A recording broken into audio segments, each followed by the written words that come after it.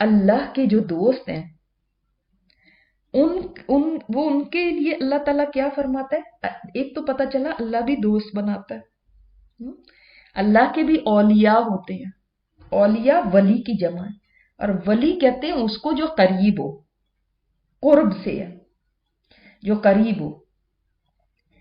تو اللہ کے دوست، اس کا مطلب اللہ تعالیٰ اتنا کسی کو مقام دیتا ہے کہ کسی انسان کو بھی دوست بناتا ہے۔ ہاں، اللہ کے بھی ولی ہوتے ہیں، قریب ہوتے ہیں۔ لا خوف علیہم، ان کے اوپر کوئی خوف نہیں، ولا ہم یحزنون، اور نہ ہی کوئی غم ہوگا۔ اچھا، اب خوف کس چیز کا ہوتا ہے؟ پہلے بھی آپ کو بتا چکی ہے، مستقبل کا ہوتا ہے، مستقبل کا خوف ہوتا ہے، اور غم ماضی کا ہوتا ہے۔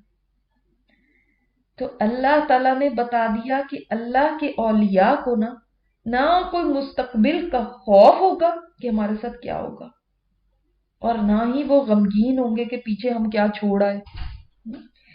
اب دیکھیں، انسان ہمیشہ زندگی کے اندر اس چیز کے اوپر بڑا پریشان رہتا ہے کہ کیا ہوگا، مستقبل میں کیا ہوگا، فیوچر سے خوف زدہ رہتا ہے، اور غم میں بھی رہتا ہے کہ میرے ہائے یہ چیز مجھ سے چلی گئی، یہ چیز مجھ سے چھوٹ گئی، یہ مجھے نہیں ملا۔ اللہ کے اولیاء کو نہ خوف اور نہ غم، اللہ تعالیٰ ان کو خوف اور غم سے بیگانہ کر دیتا ہے۔ کیسے؟ کہ آپ صلی اللہ علیہ وسلم سے بھی سوال کیا گیا کہ یہ کون لوگ ہوتے ہیں اولیاء اللہ؟ آپ کو بھی دل کرتا ہوگا جاننے کہ کون لوگ ہوتے ہیں، بھلا کیسے ہوتے ہیں وہ؟ تو آپ صلی اللہ علیہ وسلم نے فرمایا یہ وہ لوگ ہوتے ہیں جن کو دیکھ کے اللہ یاد آ جائے۔ سبحان اللہ، یعنی کو یاد آتا، کسی کو دیکھ کے آپ کو یعنی کوئی خوبصورتی، کوئی فیشن یاد آتا ہے، کوئی کسی کو دیکھ کے آپ کو کوئی پروفیشن یاد آ جاتا ہے، کسی کو دیکھ کے آپ کو کوئی اور کوئی چیز یاد آتی ہے۔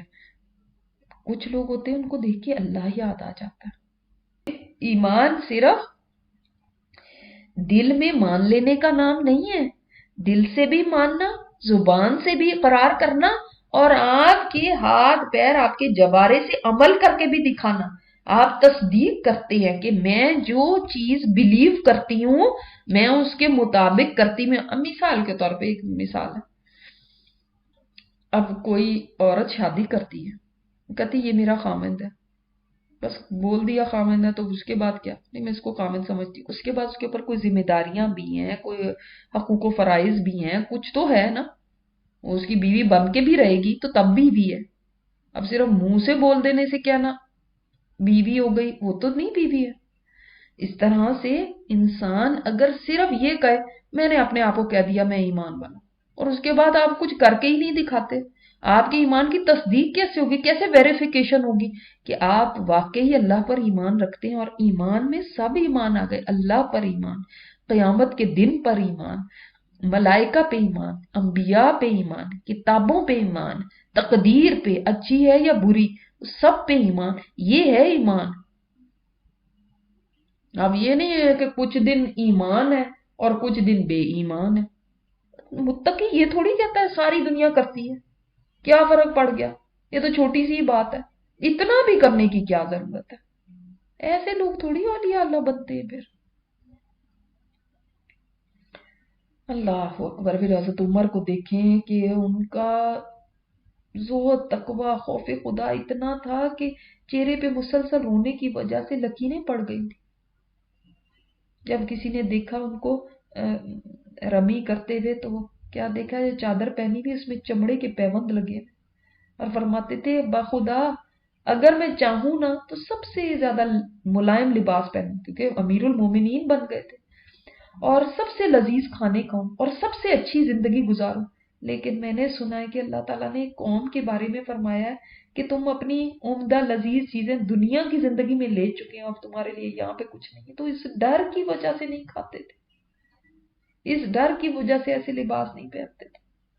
اور جب قرآن پڑھتے تھے نماز میں تو 3 صفوں تک ان کے رونے کی آواز پہنچتی تھی، اور اتنا احساس تھا نا فرماتے تھے اگر فرات کے کنارے ایک بکری کا بچہ بھی مر گیا تو مجھے ڈر ہے کہ اللہ نے مجھ سے سوال کر لیا تو میں کیا کہوں گا۔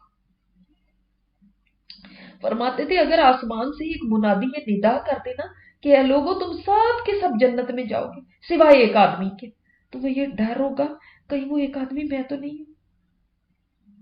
اور اگر وہ ندا کرتے کہ تم سب کے ساتھ جہنم میں جاؤ گے سوائے ایک آدمی کے، تو مجھے امید ہوگی کہ شاید وہ ایک آدمی ہے۔ یعنی کتنا زہد تقوی ان کا دیکھیں، اور کس طرح اللہ سے امید دیکھیں۔ جس وقت وفات پانے لگے تو اپنے بیٹے سے کہنے لگے میرا سر زمین میں رکھ دو، زمین میں رکھ دو میرا سر۔ بیٹا تھا، نے اپنی گود سے اٹھا کے زمین میں رکھ دیا تو اپنا سر کو زمین میں مٹی میں رولنے لگے اور فرمانے لگے عمر تیرا کیا ہوگا اگر تیرے رب نے تجھے معاف نہ کیا، تیرا کیا بنے گا؟ سبحان اللہ۔ ایسے لوگوں کے لیے دنیا کی زندگی میں بھی خوشخبری ہے، وفی الآخرہ، اور آخرت میں بھی۔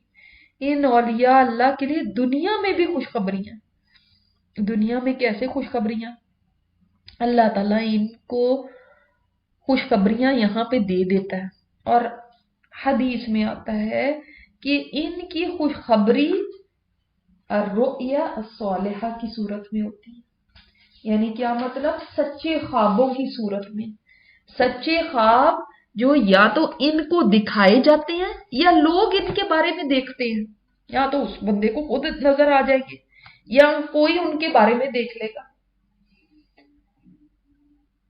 اور یہ جو سچا خواب ہوتا ہے نا، یہ بھی نبوت کا ایک جز ہے، کہ صاحب نبوت ختم ہو گئی لیکن سچے خوابوں کی صورت میں اللہ تعالیٰ کوئی کسی کو کوئی بات بتانا چاہتا ہے تو بتاتا ہے۔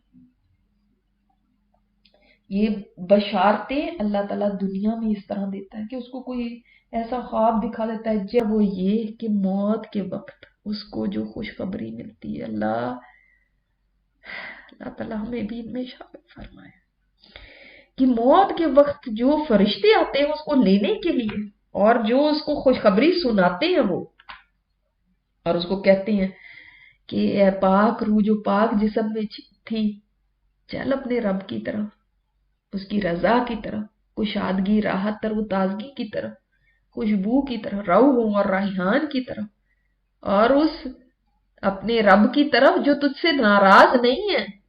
اب دیکھیں کتنی بڑی بشارت ہے۔ اب یہ سن کے وہ جس نے اپنی زندگی اللہ کو راضی کرنے میں لگا دی، جس کا تو ایک ایک لمحہ اسی تڑپ میں گزرتا تھا کہ کسی طرح میرا رب راضی ہو جائے، وہ تو روح کہتی ہے کہ میں تو نکلوں۔